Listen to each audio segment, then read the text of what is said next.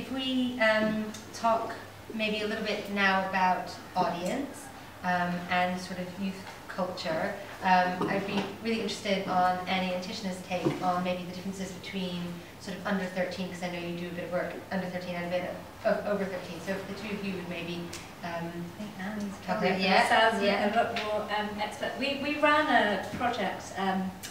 It was the year before last, and we're running it again this year. It's centred around children's projects that have to have either.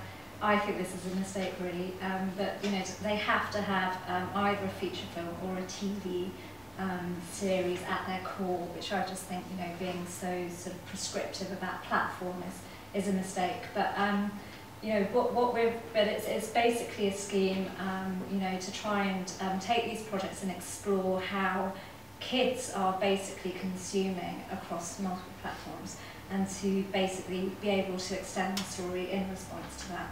I think it actually should start the other way around. You look at the kids, then you come up with the story, and then you think about the platform. So, you know, I think children's is really, really exciting because it's where all the innovation is happening. So when you say under 13s, that's a massive, you know, there are many, many different age groups within under 13s. I know, the original question had a whole bunch of age groups, and Sarah was like, and then, you know, you've got over 13s, and again, you know, you come up with the same problem. I mean, I on my scribble down some interesting statistics, I think. So these are some figures. We've got one of our partners this year for the forum, and they're sponsoring Children's Prize, and it's for kids between 4 and 14, you know, so I'm really, really interested to see what comes through. But it's statistics that, it's Cinekid for Amsterdam, so they're a massive children's focused festival. 13%, I never knew this, 13% of babies play with iPads. This is kids up to a year old, you know, I can't actually, that's massive. Do the Ocado shop? I think they do everything, yeah. 40% of 1-year-olds watch clips on YouTube, you know, so I think you've got to really think about what you consider TV now is not like definitely, it's your computer basically. And because they're based in Holland, you know, a third of families in Holland, you know, they own a tablet device, and that's what people are, you know, using to entertain their kids. You know, gameplay is completely different. I think you're finding more girls now, kind of going back to the women gender issue, you know, I think there are as many girls playing games, you know, when computer games were thought of, you know, in the 80s as really a boys thing. I think that's completely changing. So yeah, it was quite a difficult question for me to answer because I thought I'd have to break it down to kind of multiple groups, but that's why I think it's very, very interesting working in children's, because, you know, I think a lot of people can learn a lot from looking at that. And also their taste has changed, you know, very, very quickly. You're moving from seeing how someone reacts if they've got a big brother or a big sister, you know, their age, actually, even if they're 7, it becomes like a 9-year-old, you know, they're kind of jumping to what's cool and what's not. It's kind of, hasn't answered your question. No, well, it is sort of the impossible to answer question. Annie, would you mind talking a little bit? It's okay if it's not a straightforward answer, but just sort of talk a little bit then about the youth culture online.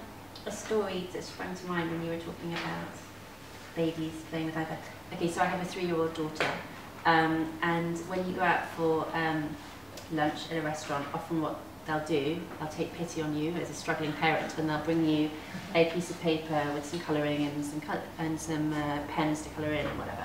So my daughter sat there with a picture, a line drawing of a fish tank with some fish, and she's putting her finger on the fish and she's trying to drag them into the thing.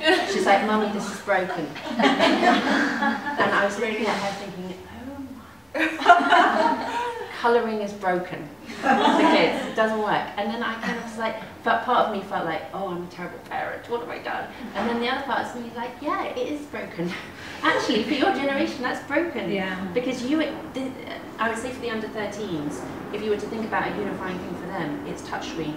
They've grown up with touchscreen, they've grown up with the idea that they can interact with content with their finger, and it's very intuitive for them, and they can, you know, play with content. if I'm thinking about over 13-year-olds, there was a statistic which kind of interested me, which was in the next 5 years, more people will access the internet on their mobile phones than on their PCs. And so I think youth generations just leapfrog the PC, and when they think about internet, when they think about digital, they think about their phone. And for us, they don't think about digital. No. And I think that's a massive. I think that's something you really have to embrace. That use of the word digital, it means nothing to them. It just is. That's how it is. It's always been digital to them. Yeah. I completely agree with what you're saying, and I think it's interesting that it's the phone rather than the PC, because the phone is part of you, and it's an extension of your arm. You know, children talk about, teenagers talk about, the first thing they do when they wake up in the morning is check their Facebook and so on. It's like an extension, and it goes everywhere with you. So it's a new way of thinking about digital, which is not real life digital. You know, that's kind of very old school, that kind of second life approach to digital, where, you know, I'm a banker in real life, and on Second Life I'm a crazy, sexy chick who flies. You know, that's not how, you know. Can I just ask, how does that tie in with the fact that at school they have very shoddy old books, and you know, in our case, the PTA is funding a literacy scheme to get more books into school. Yeah, they have 6 iPads in 250 children in primary school. So there's this disconnect, I think, in education. And how does that work? My daughter's 9, and okay, she was saving up for a Kindle until she realised that she couldn't afford the books to put on it. But for her, a book is still largely a printed thing. Yeah. So how does that work? I think it's, no, I completely agree with you, and my daughter, you know, we have loads of books, we love books, so we have loads of books around, and books are a great way of sharing an experience and so on. But I think the thing is that smartphones have become almost ubiquitous in the UK, and so you have content on your phone, it's not just texting. And so is there a point where they transition from a book is this to... I don't even think they think about, I think it's just stuff. You know, it's not a book or a YouTube or a app or a whatever. I think it's just stuff for them. It's like interesting stuff to and I can imagine a world where people don't talk in terms of books, movies, and TV programs and so on. Don't see content as defined by platform, but defined by a story or information or whatever. The emotional thing that it's experience. to you. Because that's the thing that's changing, is the experience. And you know, kids love phones because they're very intimate. You know, it's very, very personal. It's not like a computer. But to go back to your point, I think kids are very good at compartmentalising anyway. So, you know, they're at school, they're just going to expect a book. But when they're at home, they expect something else because, you know, but they're used to multiple devices, be that a book or, you know, a computer or a phone. And they're kind of very, very easy to adapt to all of them. I think more so than adults are. And also I have teenage children who are about to leave school, and they're often, the resources they're asked to access at school are online. It's digital content. So I think as you move up through the education system, digital you know, all content is a multi-platform.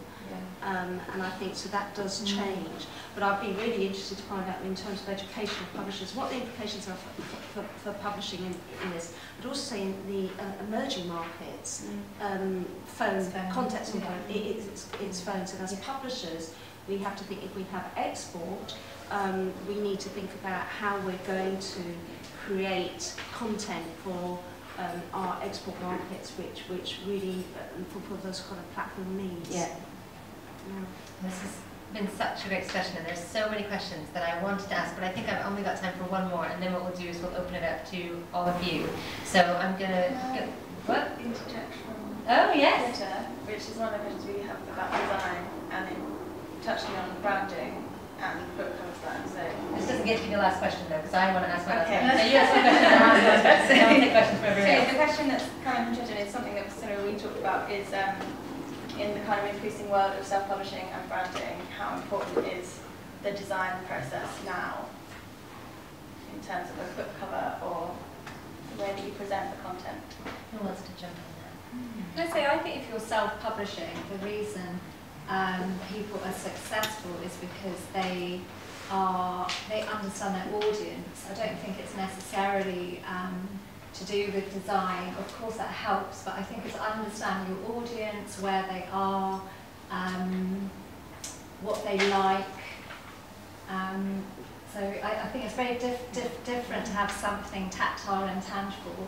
Whereas if you're doing something online, you know, I think you're just working in a very, very different way, and I don't know if it's so relevant, because you're not walking past a shelf and trying to compete with loads and loads and loads of other books or coasters or whatever.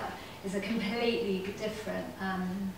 It's a conversation. I think there's two ends of the spectrum. I think the self-publishing, it's about price, and it's about how loud you can shout. Yeah. And then I think at the other end there's Touch Press and Nosy Crow doing something really, really amazing with the platform and developing content which is absolutely bespoke to the iPad. And that is about design. Yeah.